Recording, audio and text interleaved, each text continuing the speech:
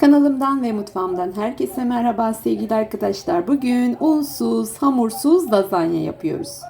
Aslında bostan patlıcanı daha güzel olur ama benim evimde bu patlıcanlardan var. Normal kemer patlıcan var. Öncelikle kıymamızı kavurmak istiyorum. Ben kıymayı suyla kavuruyorum arkadaşlar. Kesinlikle yağ kullanmıyorum. Üzerine su ilavesi yaptığınız zaman biraz da tuzla birlikte ocağımıza alalım. Kavrulduktan sonra eze kıymaların arası pişene kadar kavuralım. Patlıcanları uzunlamasına, kalınlığına göre 2-3 eşit parçaya ayıralım. Dilerseniz tavada hafif kızartabilirsiniz. Dilerseniz benim gibi airfryer'da kızartabilirsiniz.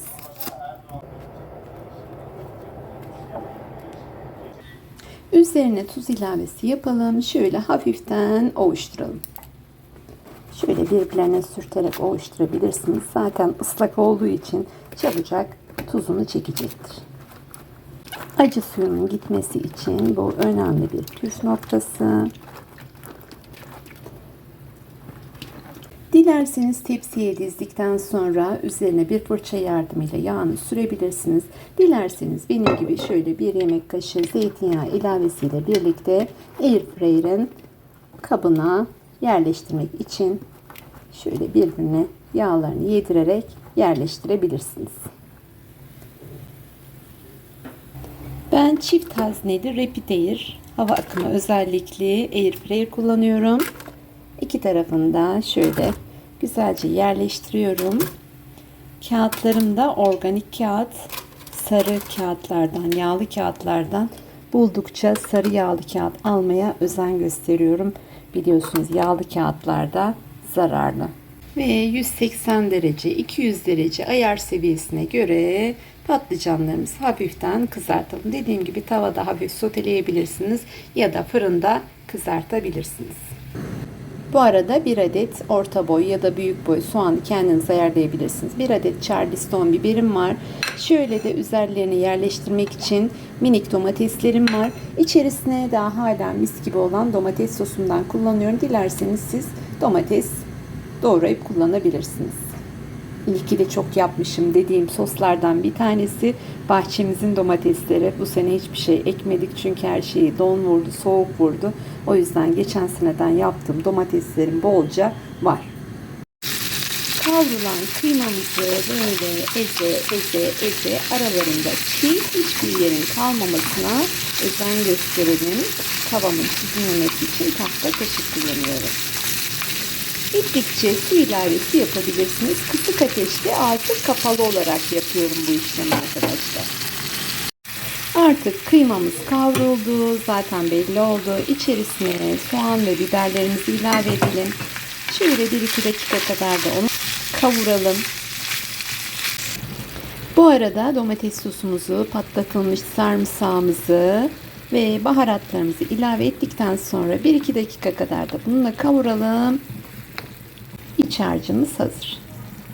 Bu arada patlıcanlarım çok güzel kızardı. Dediğim gibi kalın patlıcan olursa daha güzel olacak. Kavrulan kıymalı harcımızı gördüğünüz gibi kavruldu. Dilerseniz fırında yapabilirsiniz. Dilerseniz yine aynı şekilde airfryer'de yapabilirsiniz bu aşamayı. Benim airfryer'in içerisine koyacak kabım yok şu anda. Fırında çalıştırmak istemiyorum. Çelik tavamın içerisine aldım. Onda aralarına tıpkı karnıyarıkta olduğu gibi harcımızdan koyalım. Yine tekrarlıyorum. Bostan patlıcanı bunun için daha uygun. Misafirlerinize onunla yapabilirsiniz.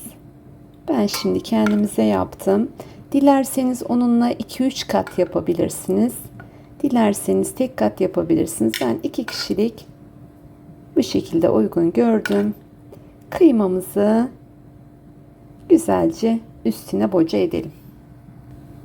Boca ettiğimiz patlıcanlarımızın üzerine diğer kızaran patlıcanları kapatalım.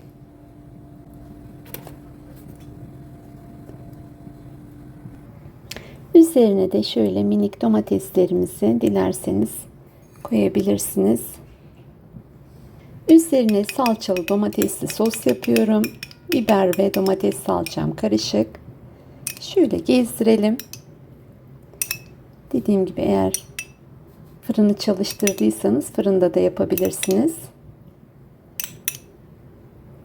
Sadece bir kaşık yağla ve kıymanın yağıyla çok lezzetli bir ana yemek. Bu aşamada tuz ilavesi yapabilirsiniz. Benim domates sosumda tuz var.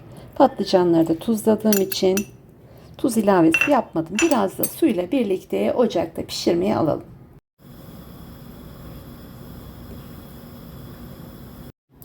Kıymayı bilerek fazla kavurdum. Ben bu şekilde ikili tarifleri seviyorum.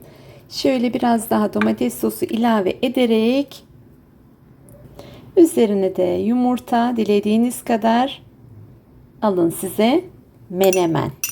Soğanlı, kıymalı menemen hem de yağsız. Lazanyamız pişti. Çok güzel oldu, mis gibi koktu. Mutlaka tavsiye ederim.